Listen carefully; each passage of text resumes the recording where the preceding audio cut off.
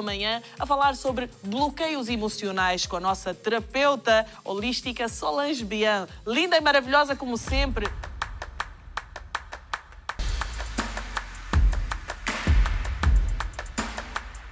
Como sempre, vamos debater este tema que é muito importante e vamos desconstruir aqui também vários conceitos em torno desta temática. Solange, bem-vinda, bom dia. Bom dia. Estás bem? Tô bem, Muita alegria, obrigada. mulher. Obrigada.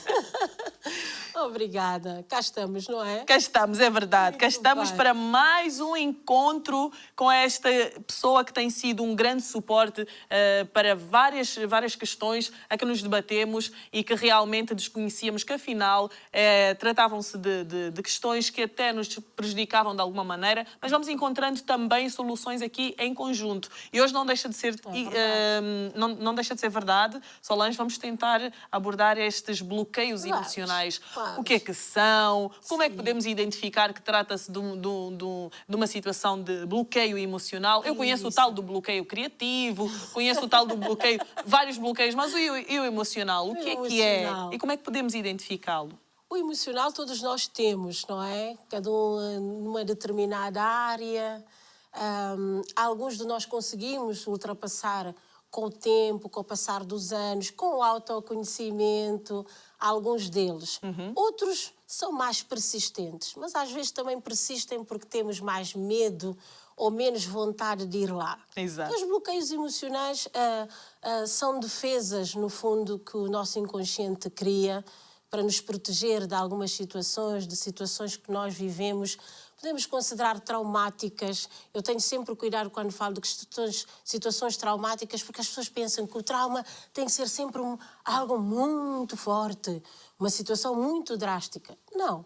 Aquelas pequenas situações que às vezes acontecem normalmente no seio familiar, na nossa pequena infância ou primeira infância, normalmente criam-nos pequenos traumas, não é?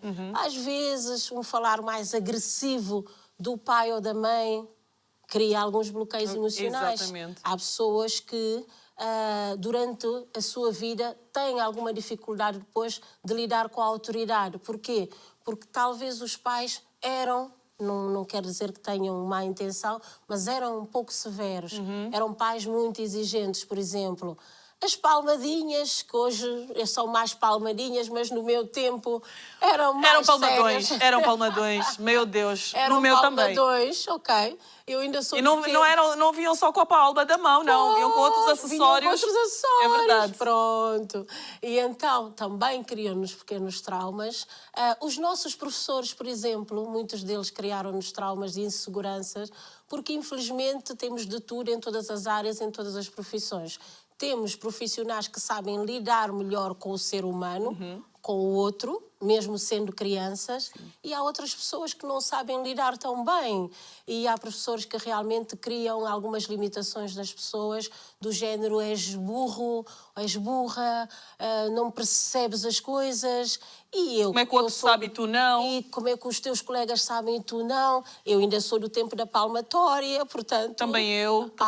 Pronto. Então, Nós íamos para a escola a aprender, mas também para apanhar. Exatamente. Quando era o dia da tabuada, Meu quando Deus, era nem o dia digas. das chamadas orais, meu Deus do céu. Era complicado. Então, os traumas, os bloqueios emocionais, nós vamos criando ao longo da nossa vida, mas essencialmente na nossa primeira infância, na nossa experiência de lidar com a nossa família mais próxima, com as pessoas que nos educaram, que nem sempre são os pais, são tios às vezes, são avós muitas vezes, é onde nós criamos esse mecanismo de defesa. São alguns, não sei se quer que eu fale de alguns deles. Podemos sim. Pronto, por exemplo, vou procurar falar daqueles que são mais comuns. Por exemplo, o complexo de inferioridade. É um dos traumas que muitas pessoas, ou um bloqueio emocional que muitas pessoas têm, que vem de traumas que passaram. Porquê? Porque muitas pessoas, enquanto cresceram, não receberam tantos reforços positivos. Sim. Tu és bonito, ou tu és bonita, tu és inteligente, tu consegues. Muitas vezes os pais ou os educadores, sem querer, não dão tanta autonomia às crianças e parecendo que não cria-lhes uma sensação de que não são capazes, por exemplo, de fazer determinadas coisas, mas eles depois veem que os amigos são capazes, veem que os amigos conseguem fazer, ou os primos ou os irmãos mais velhos, e eles não. Vem de muitas críticas que às vezes que são camufladas de brincadeiras, muitas vezes, vozes familiares, é muito importante. E essas vozes ficam na memória de muitas pessoas. E na vida adulta, a pessoa muitas vezes, um dos reflexos, por exemplo, do complexo de inferioridade, a pessoa nunca tem certeza do que está a fazer. Precisa sempre de confirmação. Sempre aquela insegurança, não é? Exatamente. É uma insegurança grande. Se somos amigas, eu tenho sempre que perguntar à minha amiga o que é que ela acha de como eu estou hoje vestida, por exemplo, para ir a um determinado evento. O que é que o meu marido acha de como eu faço determinadas coisas no meu trabalho. Ou mesmo há pessoas que, mesmo sendo adultas, procuram e recorrem muitas vezes aos pais para tomarem decisões mesmo dentro da sua casa. Pessoas que também se inferiorizam com relativa facilidade. Eu não sei fazer isto. Eu nunca sei fazer aquilo. A minha comida nunca é assim tão boa como a da minha mãe, ou como da minha irmã, ou como da minha amiga. São tantos exemplos. Eu nunca joguei tão bem a bola como o meu amigo, por exemplo. Eu nunca fui boa aluna. Mas espera aí, mas às vezes quando vamos falar com a pessoa, se calhar a pessoa só não era boa aluna na matemática. Se calhar só não desenhava bem. Com certeza que havia disciplinas que a pessoa dominava, mas não recebeu esse estímulo positivo, sim. Esse reconhecimento, sim. Quando eu falava, por exemplo, no exemplo dos professores. E depois chegamos até aquele ponto de recebermos o reconhecimento, mas não sabemos recebê-lo. Não sabemos recebê-lo porque não estamos habituados. Faz isso tão bem. Porque não estamos habituados. Aí é um reflexo do complexo de inferioridade. Não, eu não sou assim tão boa naquilo. Porquê? Porque a pessoa inconscientemente não acredita, porque não está habituada a recebê-lo. Um exemplo engraçado que há pouco tempo lembrei-me. A minha filha, miúda, dizia: Alexandra, sabes, menina na rua, sabes que és bonita? E ela dizia sim. E as pessoas achavam piada porque ela dizia sim. Mas porquê é que ela sabia? Porque ouviu isso várias vezes. Então, para ela, dizer que ela era bonita não era propriamente uma novidade. Sim. Era uma confirmação de algo que para ela, muito nova, para ela já era verdade. Então, tudo o que nós ouvimos com frequência, muitas vezes, vai ficar gravado. Torna-se uma verdade absoluta. Torna-se uma verdade absoluta. Sendo um estímulo positivo ou negativo. Ou negativo. Há estes dois lados. Por isso é que é importante reforçarmos, sempre que pudermos, não é inventarmos, não é de forma desproporcional, mas é bom reforçar de forma positiva as nossas crianças, os nossos jovens.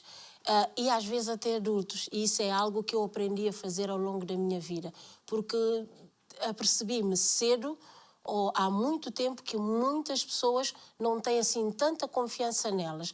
A autoestima não foi assim tão bem trabalhada. Exato. E então algo que eu aprendi muitas vezes a reforçar, a dar um reforço positivo às pessoas sempre que têm oportunidade.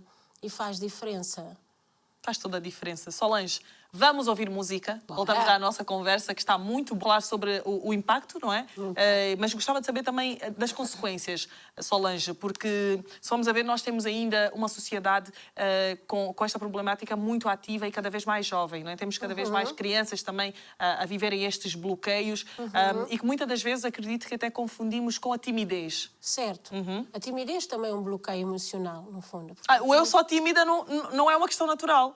Eu até sou tímida, eu nem gosto de falar muito em público. Não sei. É um bloqueio. É um bloqueio emocional. Por trás da timidez está uma grande insegurança e um medo também de não agradar. Porque a pessoa que é tímida, no fundo, não quer o confronto com o outro, evita ao máximo de estar a ser avaliada. Porquê? Porque pode correr o risco de não ser bem avaliada. Exatamente. Portanto, o medo de falar em público, no fundo, a pessoa tem medo de quê? De errar em público, de ser julgada. Certo? Então, a timidez também é um bloqueio emocional. É algo que também nós desenvolvemos. Ou seja, uma criança não nasce tímida, pode nascer mais reservada. Porque esta questão do que é que nós aprendemos desde cedo, aprendemos desde a barriga da nossa mãe. O nosso desenvolvimento começa desde a gestação. Então, o que a nossa mãe vive, os conflitos, os problemas, os stress, as chatices, tal como as alegrias, também já ensinam a criança mais ou menos o que é o mundo que ela está ali a aprender. Então, as pessoas que nascem, que são mais reservadas, que são mais quietas, gostam mais de estar no seu canto, aprenderem a sê-lo na barriga também. Portanto, tudo começa muito cedo. Ok. Então, quando nós nascemos, já trazemos algumas referências de como é que nós queremos nos comportar nesse mundo. E depois podemos, obviamente, desenvolver, e há outros, lá está, outros bloqueios, então, que depois vão surgindo na nossa própria educação. Atenção, educação, quando falamos, não referimos só ao pai e à mãe, tal como o próprio meio onde a pessoa também está inserida. É verdade, aprendemos em todos os meios. Sim, consequências. Por exemplo, uma pessoa que tem uma baixa autoestima tem muitas dificuldades em se desafiar em muitos aspectos da sua vida. É uma pessoa que tem medo de arriscar mais do que as outras. É uma pessoa que tem tanto receio de ser quem é, tem tantas dificuldades às vezes de se afirmar, que vai influenciar a sua vida a nível de relacionamentos interpessoais e principalmente, ou também podemos verificar isso muito, a nível de questões profissionais. Portanto, a pessoa tem que confiar em si Sim. para abraçar determinados desafios, para acreditar que consegue fazer determinadas coisas. Isso é um bloqueio emocional. A baixa confiança ou baixa autoconfiança não permite a pessoa fazer muitas coisas. Há pessoas que têm muitas capacidades, muitas competências que nunca chega a desenvolver. Porquê? Porque não acredita. E porquê que não acredita? Porque tem algo internamente, alguma coisa já há muito tempo Sim. que lhe diz que ela não é assim tão capaz. Daí, voltamos atrás, a importância do reforço positivo, a importância das nossas referências também. Se eu cresço num meio onde vejo as pessoas a terem sucesso, a conseguirem realizar coisas, será muito mais fácil para mim tentar, será muito mais fácil para mim acreditar que é possível. Porquê? Porque eu tenho referências de pessoas que o conseguem fazer. Ou seja, o nosso meio vai nos influenciar muito, os nossos bloqueios nós podemos aprender a ultrapassá-los, temos que aceitar, primeiro temos que os reconhecer, e às vezes não é fácil. Eu sou só tímida, não vou ligar nada a isso, mas isso é algo que eu posso trabalhar. Eu tenho baixa confiança ou baixa autoconfiança, mas porquê? Então é algo que eu posso aprender a lidar com isso. Criar mecanismos, ler sobre o assunto, procurar ajuda profissional ou mesmo sozinha. Felizmente hoje temos acesso a muita informação de como lidar com isso. Ir-me testando. Pá, não gosto de falar em público, pá, mas de vez em quando eu tenho que estar... Estou no meio de uma festa, por exemplo, eu vou lá naquele grupo, tem 5 ou 6 pessoas. Eu vou-me desafiar, eu vou abrir a boca, há de sair qualquer coisa. A Nádia falou da questão dos jovens hoje em dia ser mais frequente ou cada vez mais cedo identificarmos também algumas dificuldades emocionais, a forma como lidam com os outros. Tem muito a ver também com o facto deles viverem muito mais na sua bolha. Sim, fechados cada vez mais naquele seu mundo, ao contrário de nós que crescemos mais no exterior. Sim. Ou seja, desafiávamos-nos mais, vivíamos mais conflitos, Brincávamos mais, brincávamos mais e aprendíamos a lidar mais vezes com as situações. Exatamente. Eles não, eles protegem-se muito mais. Mas é uma proteção ilusória, porque ao fim e ao cabo o que eles não conseguem muitas vezes é lidar realmente com a realidade. Depois temos aqui a questão da comparação. O complexo de inferioridade também, por exemplo, traz muito a questão da comparação. O outro é melhor do que eu. Normalmente a comparação é sempre um negativo. O outro sabe fazer melhor as coisas do que eu. O outro tem uma vida melhor do que eu. Tem mais sucesso do que eu. Tem uma família e eu não tenho. A questão da comparação, já a família é mais para os adultos, não é? Esta questão da comparação também é algo muito perigoso, porque faz com que a pessoa se sinta muito inferior, sim. sinta-se limitado e esquece de ver tantas coisas, às vezes, que têm boas também na sua vida. E esquece muitas vezes de pensar que, se calhar, se aquela pessoa conseguiu chegar lá, talvez eu também possa chegar. Sim. O que é que ela fez? Deixa-me perceber melhor o percurso da pessoa. É não comparar os palcos dos outros com os meus bastidores, não é? Porque nós só vemos aquilo que as pessoas querem nos mostrar. Exatamente. Hoje em dia, cada vez mais. E hoje em dia, cada vez mais. E hoje em dia, cada vez há mais dificuldades, ou verifica-se maior dificuldade de algumas pessoas em lidarem com o exterior, com aquilo que vêem no mundo dos outros. Porque acham que só veem o que é belo no mundo dos outros e nem reconhecem aquilo que também tem de tão bonito. Só que não fotografam e não põem nas redes sociais, por exemplo. É verdade, Solange. De que forma é que a terapia também pode auxiliar aqui? Porque realmente acredito que ainda é muito desafiante para quem vive estes bloqueios olhar para si e identificar o problema. Porque para a pessoa, ela não, eu sou assim, eu sou assim, não tenho bloqueio nenhum. Assim. Não, isto é coisa da tua cabeça. Exato. Não, eu sempre fui tímida, eu nunca gostei mesmo de socializar. Eu quando vejo pessoas, eu nem gosto de festas, nem gosto, não gosto. Nem gosto de receber pessoas em casa. Jantar de aniversário não é para mim. Pronto, temos sempre uma desculpa para fugirmos ao assunto. Isso também é um diagnóstico de que a pessoa não está capaz de identificar o próprio problema.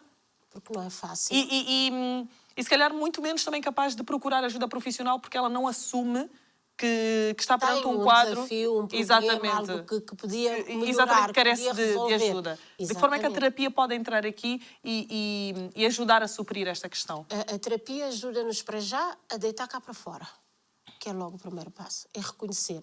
O profissional está a ouvir e percebe e consegue identificar então algumas dificuldades. O deitar cá para fora, não sabe o que é que eu estou. Eu sou especialista em leitura corporal. Enquanto a pessoa está a falar comigo, não sabe o que é que eu estou a observar, não sabe o que é que eu estou a prestar atenção. E no final, tenho que dizer à pessoa, então, determinadas coisas que eu pude perceber, que eu analisei. E a pessoa fica, ok, é sério? Acha? Sim. Então, devagarinho, nós explicamos também as coisas, a origem, e explicamos as consequências, o porquê de não fazer determinadas coisas. Não tem a ver com o teu marido ou com a tua esposa, que se calhar não te dá espaço para fazer as coisas. Tem mais a ver com a tua incapacidade, tem mais a ver com o teu não querer, tem mais a ver com a tua falta de confiança. Sim. E aí colocamos a pessoa na posição de autorresponsabilidade, por exemplo. Mas a pessoa verbalizar, ser ouvida, desabafar, que é algo que também que as pessoas não conseguem fazer com as pessoas mais próximas. É muito mais fácil dizer a um profissional, uma pessoa que não é do meu contexto familiar e de amizade, as minhas dores, aquilo que eu vivi, determinadas coisas que me aconteceram no passado, porque eu sei que essa pessoa não me está a julgar e muito provavelmente essa pessoa está a ouvir-me de verdade e talvez vai ter alguma coisa para me dizer sobre isso. Então, a terapia ajuda neste contexto a ouvir a pessoa ganha confiança com o profissional, com o terapeuta ou o psicólogo com quem está e deita cá para fora. E nós depois temos técnicas, claro, não é? Que aprendemos para ajudar então a pessoa devagarinho a sair desse lugar. Porque o que nos acontece e aquilo que nós somos naquele momento é algo que nós podemos mudar. Sim. Não é uma sentença. O dizer que eu sou assim ou sou assado, ok, sou neste momento. Ou estou neste momento. Mas eu posso mudar. Posso passar a fazer as coisas de maneira diferente. Posso passar a olhar para mim, para a minha vida, de forma diferente. Posso perceber que, de facto, afinal, eu até sou uma pessoa inteligente. Eu só não era boa a matemática, mas eu era muito boa a desenhar. Eu era muito boa a história. Eu era muito boa a português. Eu acho que chegar a esse nível é uma vitória, não é? É um despertar que a pessoa diz, se afinal passei a vida toda a acreditar. É como... Eu estou a passar por essa situação. Eu brinco com isso, Solange. É como quando descobrimos que andamos a vida toda a cantar mal uma letra de uma música em inglês. Afinal, não tinha nada a ver. Afinal, não era nada isso. Eu passei a vida toda a cantar em voz alta dessa maneira. Determinadas palavras que nós dizemos afinal, andei a passar vergonha a vida toda. E não é nada isso. Mas é bom e é libertador. Não é? Estamos libertador. Aqui... E isso permite-nos um recomeço, permite-nos darmos novos passos, mas olharmos de forma diferente para nós e para a nossa vida. Dá-nos mais confiança também. Afinal, eu não sou nada daquilo que eu julgava que era. Afinal, eu até tenho mais. E às vezes, quando isso acontece, notamos que a pessoa, ela própria tem o despertar e começa a dizer, afinal eu tenho isto, eu tenho aquilo. Uau, Ela própria começa a ajudar outras pessoas também. Mas já lá estava. Sim. Nós não trazemos, nós trazemos algo de novo, que é o conhecimento, mas a pessoa é que nos dá tudo aquilo que já tem, não é? Lá dentro, então. É isso. É um processo lindo. É um processo lindo, sim, senhora, e que temos que investir cada vez mais. Para quem nos está a ouvir nesta manhã maravilhosa aí em casa, podemos não ser nós os portadores dos bloqueios emocionais, Sim. mas certamente conhecemos alguém que precisa desse suporte. Então vamos apoiar. A Solange é terapeuta corporal e não só, está aqui para dar este suporte. Vamos iniciar o ano de forma diferente, conhecermos-nos melhor, para que podemos também servir de uma maneira mais saudável à nossa sociedade, à nossa família, ao nosso trabalho e a nós próprios, não é? Porque nós, quando estamos bem, quando nos conhecemos, nada nos afeta, é o que eu digo. Não é, Solange? Aprendemos a lidar. Aprendemos a lidar, aprendemos a ajudar o próximo desafios. também. Os desafios tornam-se cada vez menores e criamos uma sociedade mais saudável. É a tal mudança que queremos ver no mundo. Ela tem que partir de nós, ela tem que começar connosco. Sem dúvida. Sem dúvida. Solange, obrigada. Obrigada.